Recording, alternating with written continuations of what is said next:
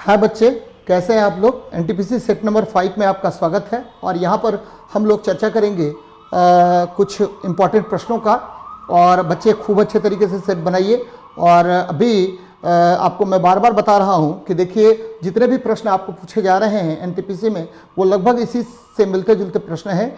और ज़्यादा से ज़्यादा प्रश्नों का हल आप लोग करें, सेट बनाएं, सेट प्रैक्टिस करें, जिससे आपकी सफलता सुनिश्चित हो। बच्चे चलते हैं सेट नंबर 5 पर। रुक्मिणी पब्लिकेशन वॉल्यूम 3 सेट का जो डिस्कशन हम लोग कर रहे हैं, उसमें सेट नंबर 5 पर चलते हैं। देखिए क्या है क्वेश्चन में। पहला क्वेश्चन है, निम्नलिखित में से कौन सा क्षार धातु नहीं है। यहां देख लीजिए, कौन सा क्षार धातु या क्षारीय धातु नहीं है। बच्चे सबसे पहले बात होती है कि प्रथम वर्ग का तत्व, प्रथम वर्ग का तत्व ये क्या कहलाएगा, क्षार धातु कहलाएगा, क्षार धातु कहलाएगा। जिसमें कौन कौन सा आता है, तो बच्चे इसमें आता है लिथियम, सोडियम, ठीक है, पोटेशियम, लिथियम, सोडियम और पोटेशियम, रुबिडियम, सीजियम और फ्रांसीसियम आता है। तो ये सभी क्या है, आपको क्षार धातु हैं। द्वितीय वर्ग के तत्व को हम लोग क्या बोलते हैं, द्वितीय वर्ग के तत्व को हम क्षारीय मृदा धातु कहते हैं। तृतीय वर्ग के तत्व को हम तृतीय से लेकर के, तो द्वितीय वर्ग का तत्व क्या कहलाएगा, द्वितीय वर्ग का तत्व कहलाएगा बच्चे, याद रखना है, क्षारीय मृदा धातु, ठीक है, क्षारीय मृदा धातु कहलाएगा, मृदा धातु कहलाता है। एकदम ध्यान में रखिएगा, क्षारीय मृदा धातु कहलाएगा। और 3 से लेकर के 12 वर्ग के तत्व को हम लोग कहते हैं, 12 वर्ग के तत्व को हम लोग क्या कहेंगे, वर्ग का तत्व कहलाएगा संक्रमण धातु, ट्रांजिशन मेटल्स कहलाता है, संक्रमण धातु कहलाता है। ध्यान में रखिएगा, संक्रमण धातु कहलाएगा। लेकिन लिथियम वर्ग का तत्व जो है, ये सल्फर जो है, ये 16वें वर्ग का तत्व है। तो यह 16वें वर्ग का तत्व, ध्यान में रखिएगा, 16वें वर्ग का तत्व होता है। जबकि 17वें वर्ग के तत्व को हम हेलोजन कहेंगे और 18वें वर्ग के तत्व को हम अक्रिय गैस कहते हैं। तो ये बच्चे ध्यान में रखनी चाहिए आपको। आगे बढ़ते हैं, नेक्स्ट क्वेश्चन देखते हैं क्या कह रहा है।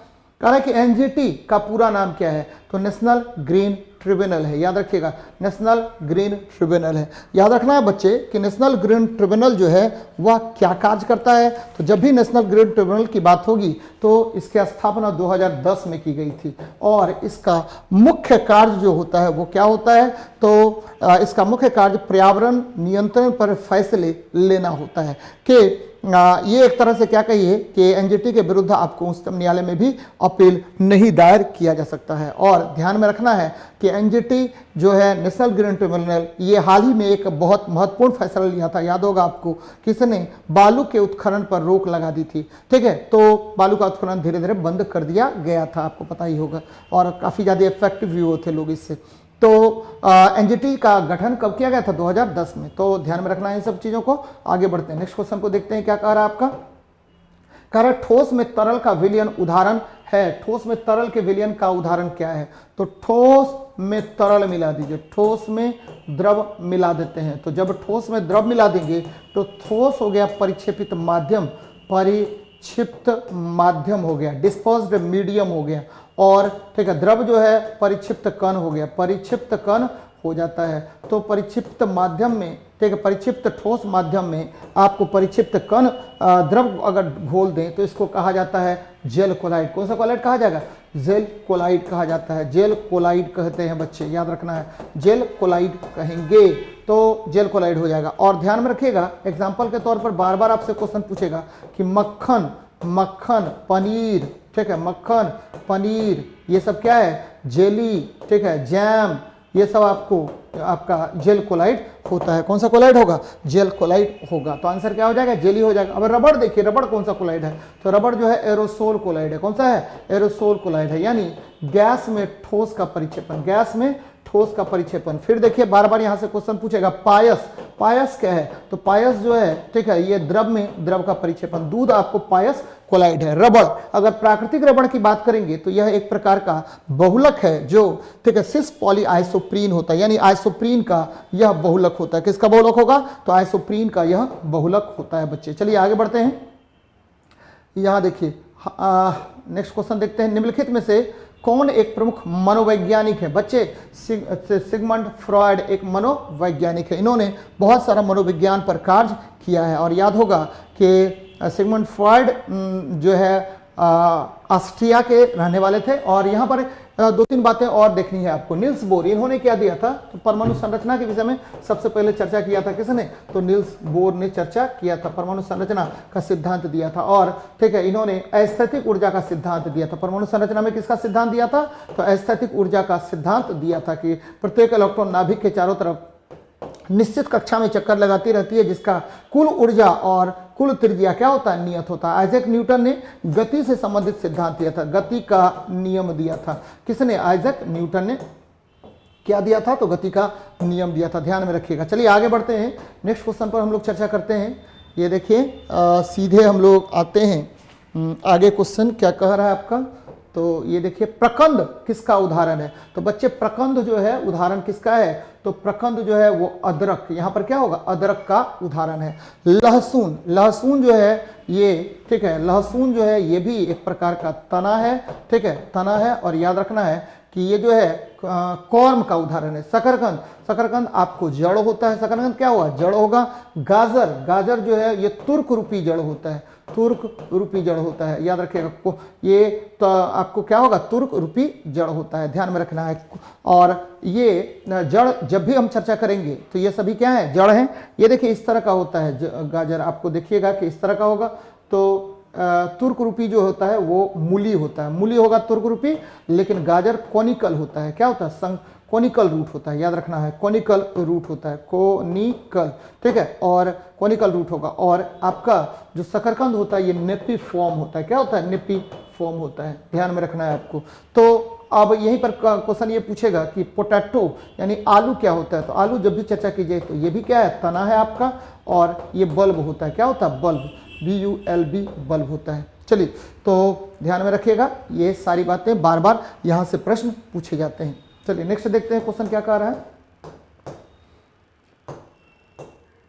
यहाँ देखिए, निम्नलिखित कणों पर सकारात्मक आवेश होता है, तो चलिए सकारात्मक आवेश यानी धनात्मक आवेश की बात कर रहे हैं, तो क्या होगा, सबसे पहले देखिए कौन है, तो न्यूट्रॉन। न्यूट्रॉन पर क्या होगा, तो न्यूट्रॉन पर, न्यूट्रॉन उदासीन कण है, कौन सा कण है, उदासीन, याद रखिएगा उदासीन कण।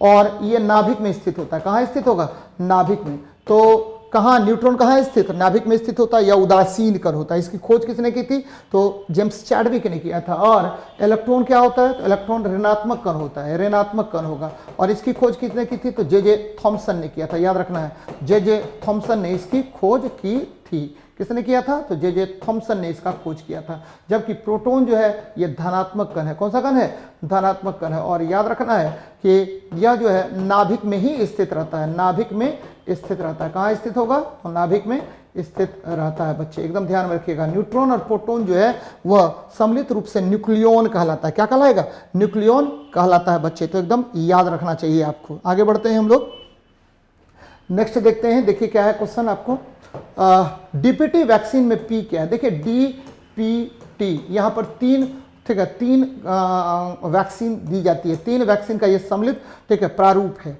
DPT। पहला क्या होगा, डिप्थीरिया, याद रखिएगा, डिप्थीरिया, कॉर्निबैक्टीरियम डिप्थीरिया के द्वारा यह रोग होता है। दूसरा क्या हो गया, पर्ट्यूसिस, पर्ट्यूसिस उपिंग कफ बोलते हैं इसको, ठीक है। और ये क्या होगा, काली खांसी भी कह दीजिए एक तरह से, आपको पर्ट्यूसिस हो गया। तीसरा क्या होगा, टिटनस, इसको लॉकजॉ कहा जाता है, टिटनस होता है, माइकोबैक्टीरियम टिटेनी के द्वारा होता है, ठीक है। और ये पर्ट्यूसिस रोग हो गया, और डिप्थीरिया कॉर्निबैक्टीरियम डिप्थीरिया के द्वारा होता है। और ये वैक्सीन जो होता है सम्मिलित रूप से दी जाती है। और कितने महीने तक दे देना चाहिए ये वैक्सीन जनरली, ठीक है, बच्चे को याद रखना है आपको 3 महीने के अंदर ये वैक्सीन निश्चित रूप से पड़ जानी चाहिए। अब देखिए यहीं पर आता है BCG, बैसिलस कालमेट ग्वेरिन, ये जो है ठीक है आपको बच्चे को 1 महीने के अंदर निश्चित रूप से पड़ जानी चाहिए, 1 महीने के अंदर पड़ जानी चाहिए। ये किसके लिए होता है, महीने के अंदर पड़ जानी चाहिए जनरली, ठीक है। 1 सप्ताह से लेकर के 1 महीने के अंदर बच्चों को यह निश्चित रूप से क्या होना चाहिए, पड़ जानी चाहिए। इसमें बैसिलस कालमेट ग्वेरिन, बैसिलस कालमेट ग्वेरिन, ठीक है, इसका इंजेक्शन दिया जाता है। तो बच्चे DPT ये क्या हो जाएगा, DPT डिप्थीरिया पर्ट्यूसिस, और ठीक है डिप्थीरिया पर्ट्यूसिस और टिटनस। टिटनस देखिए ये लॉकजॉ होता है, जिसमें क्या होता है कि आपको जंग लगता है, क्या होगा, जंग लगेगा। तो जंग के कारण क्या होता है, आपको ये संक्रमण फैलता है।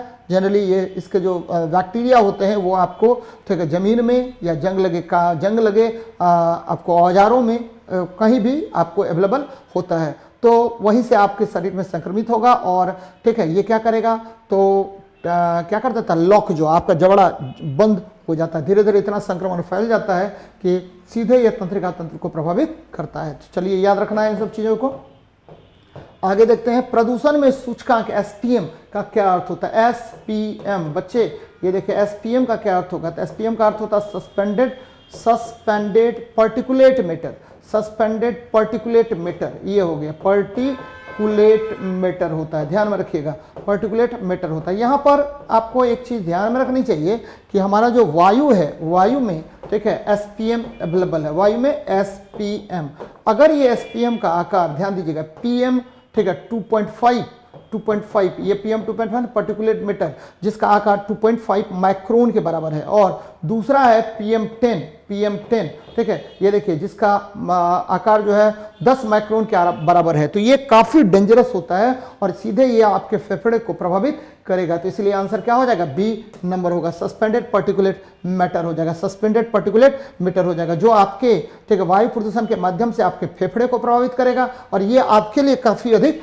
हानिकारक होता है। चलिए इसको रोकने की बात की जा रही है और धीरे धीरे ठीक है आपके वायुमंडल से इसको हटाने पर भी जोर चल रहा है। ये देखिए लीमर क्या होता है, तो लीमर जो है बच्चे याद रखना है कि लीमर जो है कि वानर कुल का एक प्राणी है। धीरे धीरे ये क्या हो गया, इंडेंजर्ड की श्रेणी में आ गया है। किसकी श्रेणी में, इन डेंजर, संकटाग्रस्त प्राणी, इंडेंजर्ड प्राणी के समूह में यह आता, प्राणी के समूह में आएगा। देखिए जैसे जैसे मनुष्य का विकास हुआ है तो आपको पता है कि मनुष्य के सबसे निकट कौन है, तो क्रो-मैग्नन है, और अगर शिकारी मानव की बात करेंगे तो नेंडरथ्रल है। फिर अगर बात करेंगे मनुष्य का विकास कहाँ से हुआ, तो ऑस्ट्रेलोपिथेकस से, उसके बाद रमापिथिकस, उसके बाद आपको आ गया होमो इरेक्टस, उसके बाद होमो हिबेलिस, और फिर आ गया नेंडरथ्रल, और फिर आपको क्रो-मैग्नन, और अंत में होमो सेपियंस। वर्तमान में जो मनुष्य है वो होमो सेपियंस है। क्या है, मनुष्य क्या है, वर्तमान में होमो सेपियंस है। याद रखिएगा, मनुष्य होमो सेपियंस की श्रेणी में रखा जाता है। तो ये बार बार आपसे क्वेश्चन पूछेगा। याद है कि मानव के शरीर में हड्डी, तो मानव के शरीर में अगर हड्डी की बात करेंगे तो 206 हड्डी मनुष्य के शरीर में होता है, और सबसे बड़ी हड्डी जो है फीमर है, सबसे छोटी हड्डी जो है कान की हड्डी स्टेप्स होता है, फीमर जांघ में पाया जाता है। यहाँ देखिए कैंसर के विकास का एक प्रकार, कैंसर क्या होता है, तो कैंसर ओन्कोजीन के द्वारा होता है। किसके द्वारा होगा, ओन्कोजीन के द्वारा कैंसर होता है। एक साधारण मशीन, आपको पता है वर्तमान में साधारण मशीन यानी लीवर मतलब उत्तोलक जो हमारे कार्य को कम बल का प्रभाव, कम बल के प्रयोग द्वारा अगर कोई कार्य अधिक से अधिक कर सकते हैं तो ऐसे बल को हम लोग क्या बोलते हैं बच्चे, ऐसे मशीन को हम लोग याद रखिएगा लीवर या उत्तोलक कहा जाता है। तो इस तरह के प्रश्न आपको बार बार ठीक है पूछे जाएंगे। चलिए आगे बढ़ते हैं। यहां देख लीजिए क्या है आपका नेक्स्ट क्वेश्चन। हाँ, निम्नलिखित में से कौन सा ग्रीन हाउस गैस नहीं है। बार बार मैं बताता हूं कि ये देखिए ग्रीन हाउस गैस आपको पेरिस सम्मेलन के तहत 6 गैसों को ग्रीन हाउस गैस की श्रेणी में रखा गया। पेरिस सम्मेलन ठीक है, सम्मेलन के बाद कितने गैस को, 6 गैस आपको रखा गया इस श्रेणी में। पहला गैस कौन है, तो पहला गैस है बच्चे CO2। दूसरा कौन है, तो दूसरा है CH4 मीथेन। ये क्या होगा, कार्बन डाइऑक्साइड। ये क्या हो गया, मीथेन हो गया बच्चे। फिर देखिए तीसरा गैस है कौन सा, तो तीसरा है याद रखिए ये है आपका CFC क्लोरोफ्लोरोकार्बन, ये गैस हो गया फ्लोरोकार्बन। फिर देखते हैं एक और गैस लीजिए, कौन सा, चौथा नंबर पर आ जाइए सीधे नाइट्रोजन ऑक्साइड। ये देखिए नाइट्रोजन ऑक्साइड। 5वें नंबर पर आइए ठीक है, 5वें नंबर पर ओजोन, और 6ठे नंबर पर SF6। तो देख लीजिए इसमें कौन कौन सा गैस आपका ग्रीन हाउस गैस है, तो ओजोन भी है, कार्बन डाइऑक्साइड भी है, मीथेन भी है, ऑक्सीजन नहीं है। ऑक्सीजन याद रखेगा कि वायुमंडल में 21% की मात्रा में पाया जाता है। कितना परसेंट, 21% की मात्रा में पाया जाता है, और यह गैस बहुत अधिक उपयोगी है। यह ठीक है श्वसन में, याद रखना श्वसन में। फिर क्या होगा आपको, श्वसन में सबसे इंपॉर्टेंट यह क्या करता है, खाद्य पदार्थों का दहन करता है। दूसरा सबसे उपयोगी किसमें होगा कि यह जो प्राण वायु गैस कहलाता है। दूसरा किसी भी वस्तु को जलाने में यह एक महत्वपूर्ण भूमिका निभाता है। कौन सा गैस, तो ऑक्सीजन। याद रखिएगा मीथेन को हम मार्स गैस कहते हैं। मीथेन का फॉर्मूला CH4 होगा। कार्बन डाइऑक्साइड ये भी बहुत उपयोगी गैस है। ओजोन ये क्या करता है, तो आपके समताप मंडल में पाया जाता है और सूर्य से आने वाली पराबैंगनी किरणों को यह अवशोषित कर लेता है। तो बच्चे ध्यान में रखना है। चलिए आगे बढ़ते हैं। निम्नलिखित में से किसका उपयोग पेट्रोल तथा जल के मिश्रण को अलग करने में करते हैं? तो ये पृथककारी कीप के द्वारा हम लोग ठीक है आपको पेट्रोल तथा जल के मिश्रण को अलग करेंगे। देखिए पेट्रोल जब भी चर्चा करेंगे बच्चे पेट्रोल, तो ये जनरली C5 से C12 हाइड्रोकार्बन का मिश्रण होता है। C5 से C12 हाइड्रोकार्बन का यह मिश्रण होता है। एकदम ध्यान में रखिएगा, हाइड्रोकार्बन का यह मिश्रण होगा। कौन? तो C5 से C12 हाइड्रोकार्बन का मिश्रण होगा। और पेट्रोल जो है प्राप्त होता है पेट्रोलियम के प्रभाजी आसवन से। पेट्रोलियम के प्रभाजी आसवन से, के प्रभाजी आसवन से, फ्रैक्शनल डिस्टिलेशन से यह प्राप्त होता है। कौन? पेट्रोल आपको। तो बच्चे ध्यान में रखिएगा पृथककारी कीप से। और जल पर चर्चा कर लेते हैं। जल जो है याद रखिए इसका फॉर्मूला H2O होता है। और जल में दो प्रकार के लवण मुख्य रूप से पाए जाते हैं, कैल्शियम या मैग्नीशियम के लवण पाए जाते हैं। और यह जल उपयोगी जल होता है, पेयजल के रूप में होता है। अगर कैल्शियम और मैग्नीशियम के ठीक है घुले होंगे क्या बाइकार्बोनेट्स, तो इसको अस्थायी कठोर जल बोलते हैं। अगर कैल्शियम और मैग्नीशियम के क्लोराइड या सल्फाइड घुले होते हैं तो इसे कठोर अस्थायी कठोर जल कहते हैं। ध्यान दीजिए मेरी बात को, मैंने क्या कहा कि यदि जल में कैल्शियम या मैग्नीशियम के क्लोराइड या सल्फाइड घुले होंगे तो यह अस्थायी कठोर जल होगा, या अस्थायी कठोर जल होगा कैल्शियम या मैग्नीशियम के क्लोराइड या सल्फाइड घुले होंगे। यदि जल में कैल्शियम या मैग्नीशियम के बाइकार्बोनेट घुले होते हैं तो इसे अस्थायी कठोर जल कहते हैं बच्चे। तो ध्यान में रखना है इसको। आगे बढ़ते हैं, नेक्स्ट देखते हैं क्या आपका क्वेश्चन है। तो यहां देख लीजिए, अपतृण के जीव वैज्ञानिक नियंत्रण में, अपतृण मतलब क्या होता है? खरपतवार में ओप्सिया अपतृण के नियंत्रण हेतु प्रयुक्त होने वाले कीट का नाम क्या होता है? तो इस कीट को हम लोग कोचिनिल कीट बोलते हैं। कौन सा कीट बोलेंगे? तो कोचिनिल कीट कहा जाता है। बच्चे ध्यान में रखना है, कौन सा कीट बोलेंगे? तो कोचिनिल कीट कहा जाता है। और याद रखिएगा सबसे प्रभावी ठीक है ये क्या कह रहा है? अपतृण, अपतृण खरपतवार को हम लोग कीट के माध्यम से भी नष्ट करते हैं और कोचिनिल कीट का प्रयोग करते हैं। यहां देखिए दो तीन बातें मैं बता रहा हूं कि एक होता है बीटी कॉटन। बीटी कॉटन में क्या होता है कि हम लोग बीटी जीन का यूज करते हैं। बेसिलस थुरेजिनेसिस जीन का प्रयोग करते हैं, थुरेजेनिसिस जीन का प्रयोग करते हैं, जिससे यह कीट प्रतिरोधी हो जाता है। कीट प्रतिरोधी, किसी प्रकार का कीट जो है ठीक है वह कॉटन को आपको इफेक्ट नहीं डाल पाता है। फिर देखते हैं दूसरा जो सबसे इंपॉर्टेंट है बच्चे, बार बार आपसे क्वेश्चन पूछेगा, खरपतवार नाशी में। खरपतवार नाशी में सबसे अधिक प्रयोग, खरपतवार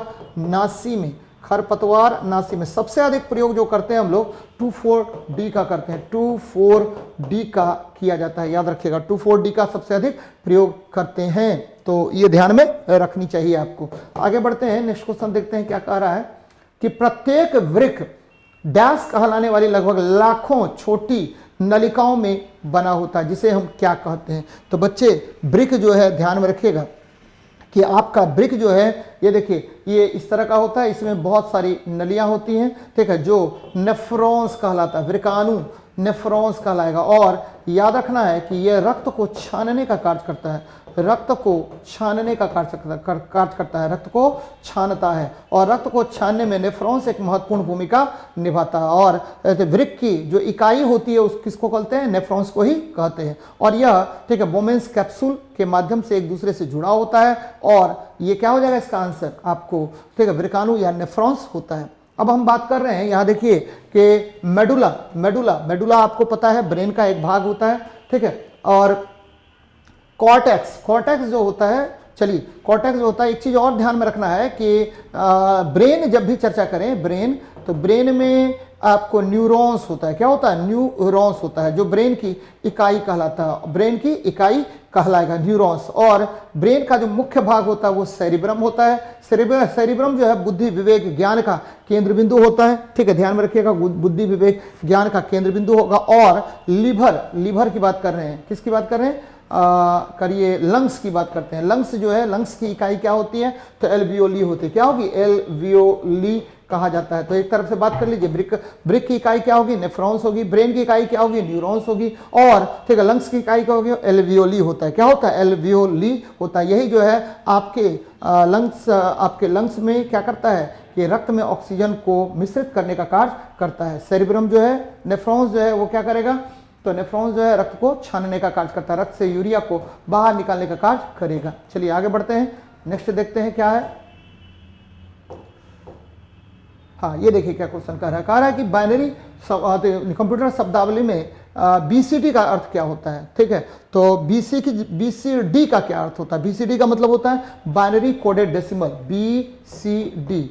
अब देखिए बीसीडी का मतलब मैंने बताया, binary coded decimal, binary coded decimal. और बच्चे बाइनरी नंबर का मतलब क्या होता है, तो 0 1 को हम लोग क्या कहेंगे, बाइनरी नंबर कहते हैं। और यहाँ ध्यान में रखिएगा, बार बार इसमें 3-4 आपको पूछेगा। एक तो पूछेगा HTML, तो हाइपर टेक्स्ट मार्कअप लैंग्वेज होता है, इसका मतलब hyper text markup language, markup language ये होता है, इसका फुल फॉर्म मार्कअप लैंग्वेज होगा।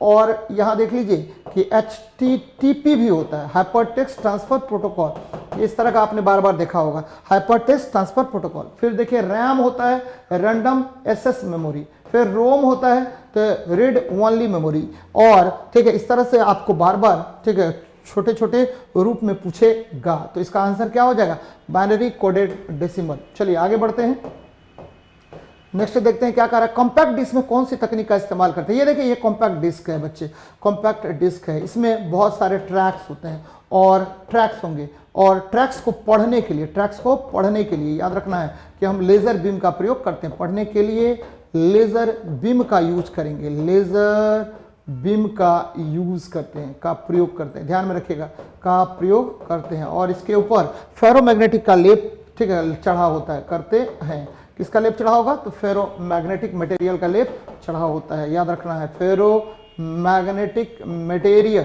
का लेप चढ़ा होगा, मटेरियल का लेप चढ़ा होता है, लेप चढ़ा होता है किस पर, तो आपके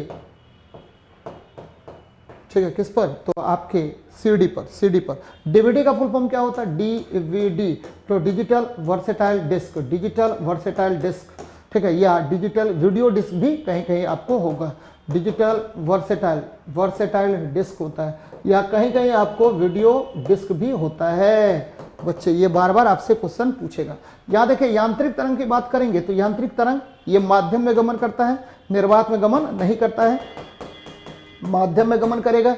और ये विद्युत चुंबकीय तरंग निर्वात में भी गमन करेगा, निर्वात में भी गमन करता है। कौन, आपका विद्युत चुंबकीय तरंग कहाँ गमन करेगा, निर्वात में भी गमन करेगा। अगर हम बात कर लें विद्युत चुंबकीय तरंग में कौन कौन सा तरंग आएगा, तो gamma, X, U, V, I, M और क्या आर, ये सभी विद्युत चुंबकीय तरंग में आता है। यांत्रिक तरंग में याद होगा आपको कि मैं बार बार बताता हूं कि अगर माध्यम से गुजर रहा है तो क्या कहेंगे, यांत्रिक तरंग कहेंगे। यांत्रिक तरंग 2 प्रकार के होंगे। पहला तरंग होगा कौन सा, तो अनुदैर्ध्य तरंग, ठीक है, माध्यम के समानांतर गमन करेगा। अनुदैर्ध्य तरंग यानी आपको लॉन्गिट्यूडनल वेव बोलते हैं। और ट्रांसवर्स वेव तो माध्यम के लंबवत गमन करेगा, माध्यम के समानांतर गमन करेगा, उसको अनुदैर्ध्य तरंग बोलेंगे यानी लॉन्गिट्यूडनल वेव बोलेंगे। और ट्रांसवर्स वेव यानी क्या हो गया, अनुप्रस्थ तरंग या माध्यम के लंबवत गमन करता है। तो बच्चे ये ध्यान में रखना है आपको, बार बार इस तरह के प्रश्न पूछे जाएंगे। चलिए, विद्युत चुंबकीय तरंग केवल 7 ही होते हैं, गामा, एक्स, यूबीआई, एमआर होगा, तो ये सब ध्यान में रखिएगा। चलिए आगे देखते हैं क्या है। हाँ, ये देखिए बड़ा अच्छा क्वेश्चन है। कह रहा है कि निम्नलिखित प्रकरणों में किसमें CYM के संबंधित है, CYM के संबंधित है। तो ये CYM के सियान, येलो, मैजेंटा, तो ये कलर का है, तो ये संबंधित है ऑफसेट प्रिंटिंग से। CYM के किससे संबंधित है, ऑफसेट प्रिंटिंग से संबंधित है। यहाँ देख लीजिए, आपको बार बार ये क्वेश्चन आएगा कि ये देखिए लाल है, ये हरा है और ये क्या है, ब्लू है। तो लाल, हरा, नीला ये क्या है, प्राथमिक रंग होते हैं। कितने रंग, कौन कौन से प्राथमिक रंग, तो लाल, हरा, नीला। लाल हरा को मिला देंगे तो पीला रंग बन जाएगा, ग्रीन और ब्लू को मिला देंगे तो बन जाएगा क्या, सियान बन जाएगा, और लाल और ब्लू को मिला देंगे तो मेजेंटा बन जाएगा। और सभी रंगों को आपस में मिला देने पर क्या बनेगा, तो व्हाइट रंग बनता है बच्चे, क्या बनेगा व्हाइट कलर बनता है। तो ध्यान में रखिएगा इन सब चीजों को, बार बार इस तरह के प्रश्न आपसे पूछे जाएंगे। कौन कौन से प्राथमिक रंग होते हैं, तो लाल, हरा, नीला। और कौन कौन से प्राथमिक रंग हो गए, ऑफसेट प्रिंटिंग में CMYK का प्रयोग किया जाता है। तो बच्चे ध्यान में रखिए। और अगर द्वितीयक रंग की बात करेगा तो येलो, मेजेंटा और सियान ये क्या होते हैं, द्वितीयक रंग होते हैं। तो ये आपका ये जो आपका NTPC वॉल्यूम 3 का जो है 5वां सेट मैंने डिस्कस कराया साइंस के प्रश्नों को। बच्चे इसी तरह से लगातार आपका सेट का डिस्कशन होते रहेगा, साइंस में करवा रहा हूँ। और ज़्यादा से ज़्यादा इसको देखिए और इसको देखिए कि क्या क्या बारीकियां सर ने बताई हैं, और यही इसी तरह के प्रश्न आपके एग्जाम में आएंगे। चलिए मिलते हैं नेक्स्ट क्लास में। जय हिंद, जय भारत।